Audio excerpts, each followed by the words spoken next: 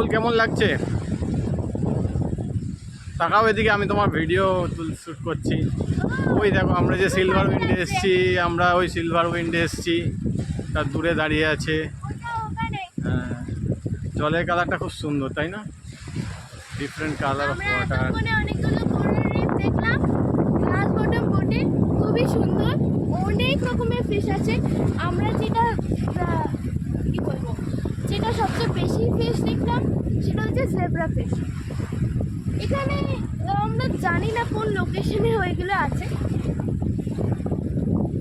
জায়গাটা খুবই সুন্দর। গ্লাস বটম বোট রাইড করে আমরা ভীষণ আনন্দ পেয়েছি, তাই না? হ্যাঁ।